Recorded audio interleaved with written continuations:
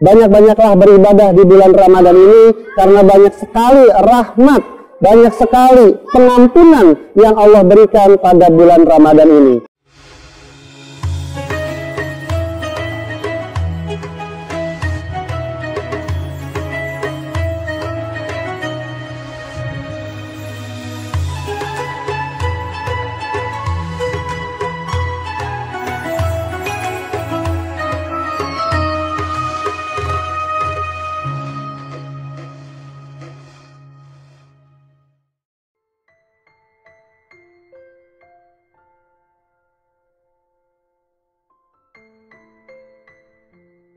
Bismillahirrahmanirrahim. Assalamualaikum warahmatullahi wabarakatuh. Alhamdulillahirabbil alamin wa bihi nasta'in wa ala umuri dunya waddin. Assalatu wassalamu ala sayyidina Muhammadin wa ala alihi wa ashabihi ajma'in, amma ba'du. Allahumma sholli ala sayyidina Muhammad wa ala ali sayyidina Muhammad kama sholaita ala sayyidina Ibrahim wa ala ali sayyidina Ibrahim. Para hadirin, para pemirsa, siswa-siswi Yayasan Lembaga Islam Tiara Aksara yang dirahmati Allah Subhanahu wa taala. Puji syukur alhamdulillah kita panjatkan kepada Allah Subhanahu wa taala karena pada hari ini, pada kesempatan ini kita masih bisa diberi nikmat oleh Allah Subhanahu wa taala untuk merasakan keberkahan ibadah di bulan suci Ramadan. Salawat serta salam marilah kita sampaikan kepada baginda Nabi besar Muhammad Sallallahu Alaihi Wasallam. Karena atas berkat perjuangan beliaulah kita bisa merasakan nikmatnya beribadah, nikmatnya beragama Islam hingga saat ini. Para pemirsa dan seluruh siswa-siswi Yayasan Lembaga Islam Tiara Aksara dan juga Bapak Ibu wali murid yang menyaksikan video hari ini, alhamdulillah kita sudah memasuki hari pertama di bulan Ramadan dan kita sudah melaksanakan ibadah puasa pada hari ini. Tapi tahukah kita apa sih puasa itu? Apa saja hal-hal yang menjadi wajib ketika orang harus berpuasa? Apa saja rukun-rukun puasa, dan yang paling penting, apa saja hal-hal yang dapat membatalkan ibadah puasa.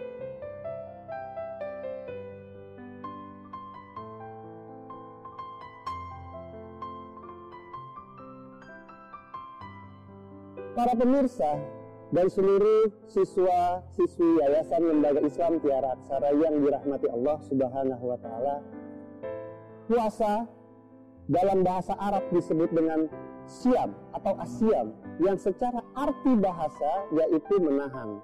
Sedangkan puasa secara istilah diartikan sebagai menahan segala sesuatu yang membatalkan puasa, mulai dari terbitnya fajar hingga terbenamnya matahari. Hal ini dilakukan oleh seluruh kaum muslimin karena puasa merupakan ibadah yang wajib. Sebagaimana Allah Subhanahu wa taala telah berfirman dalam surat Al-Baqarah ayat 183, ya ayyuhalladzina amanu kutiba alaikumusiyam kama kutiba alal ladzina min qablikum la'allakum tattaqun. Yang artinya, wahai orang-orang yang beriman, telah diwajibkan atas kamu berpuasa sebagaimana umat-umat sebelummu agar kamu menjadi hamba-hamba yang bertakwa. Berdasarkan ayat ini, maka kita tahu bahwasanya ibadah puasa menjadi hal yang wajib bagi kaum muslimin. Nah, karena ini adalah hal yang wajib, maka barang siapa yang mengerjakan akan mendapatkan ganjarannya, dan barang siapa yang meninggalkan dengan sengaja akan mendapatkan ganjarannya pula.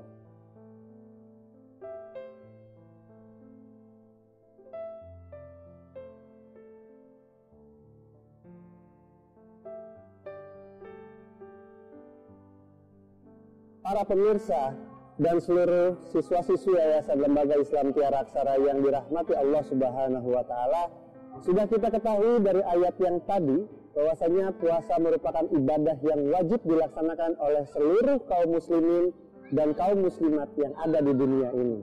Lantas, bagaimana kita mengetahui cara datangnya bulan suci Ramadan? Ada 3 cara yang bisa dilakukan oleh seseorang ketika orang tersebut ingin mengetahui kapan datangnya bulan suci Ramadan. Yang pertama adalah dengan melihat bulan. Namun, jika cuaca buruk, maka cara yang kedua yaitu dengan menggenapkan bulan Sya'ban sebanyak 30 hari. Lalu, cara yang ketiga adalah dengan menggunakan ilmu hisab. Syarat wajib berpuasa.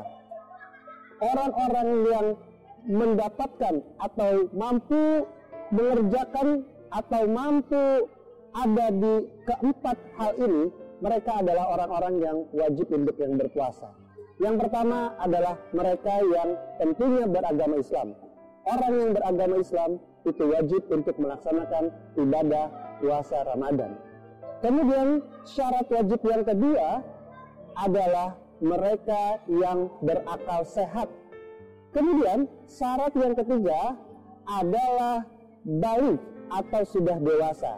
Jadi anak-anak kecil itu tidak diwajibkan untuk berpuasa. Dan syarat yang keempat adalah orang yang mampu melaksanakan ibadah puasa Ramadan. Jadi ketika seseorang masuk dalam keempat kategori ini, maka baginya sudah diwajibkan untuk berpuasa. Nah, para pemirsa, itulah tadi syarat-syarat wajib berpuasa. Kita ingat syarat wajib berpuasa ada 4. Yang pertama adalah beragama Islam, yang kedua berakil balik, yang ketiga berakal sehat, dan yang keempat mampu melaksanakan ibadah puasa.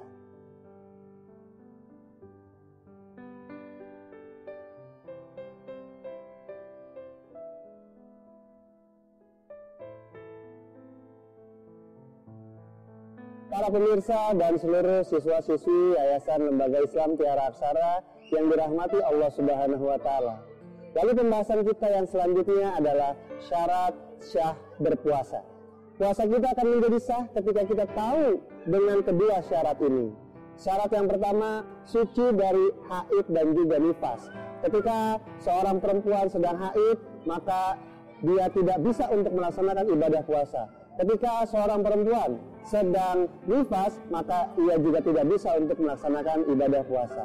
Ketika kita melaksanakan ibadah puasa, itu harus dengan pada waktunya, yaitu ketika mulai dari terbitnya fajar sampai terbenam matahari. Apapun berpuasa bulan Ramadan tapi dia tidak di bulan Ramadan, maka itu juga tidak sah puasa Ramadannya.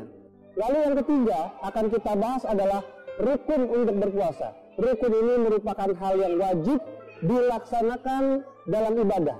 Ibadah apapun ketika ada rukunnya itu wajib dikerjakan.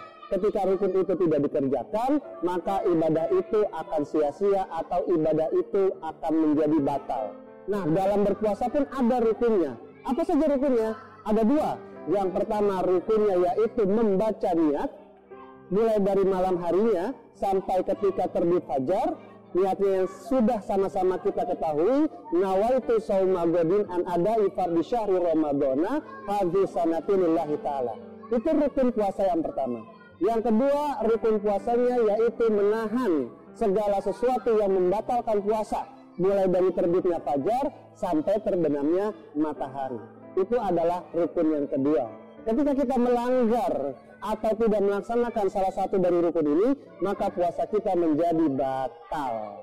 Itulah rukun dan juga syarat berpuasa.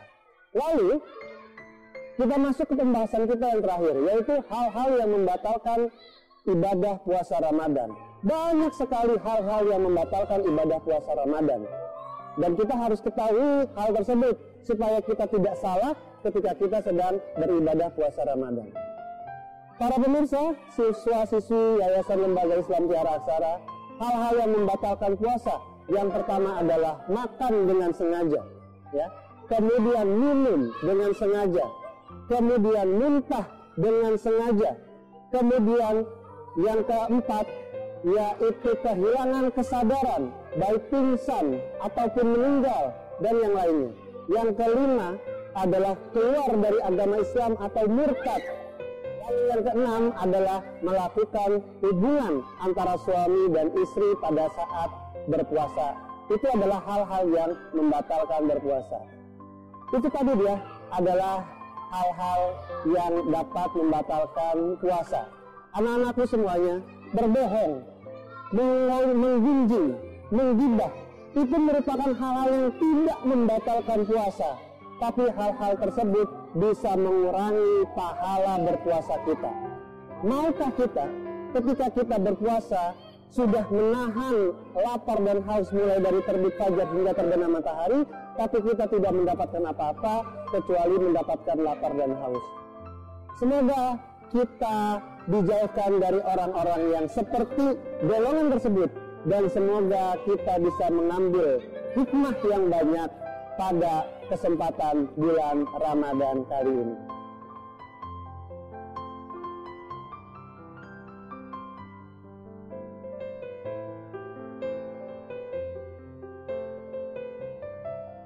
Pemirsa dan seluruh siswa-siswi Yayasan Lembaga Islam Tiara Aksara, pada kesempatan kali ini kita sudah mengetahui kapan datangnya bulan suci Ramadan, dan kita juga sudah mengetahui apa saja syarat sah berpuasa, rukun berpuasa, dan apa saja hal-hal yang membatalkan ibadah puasa.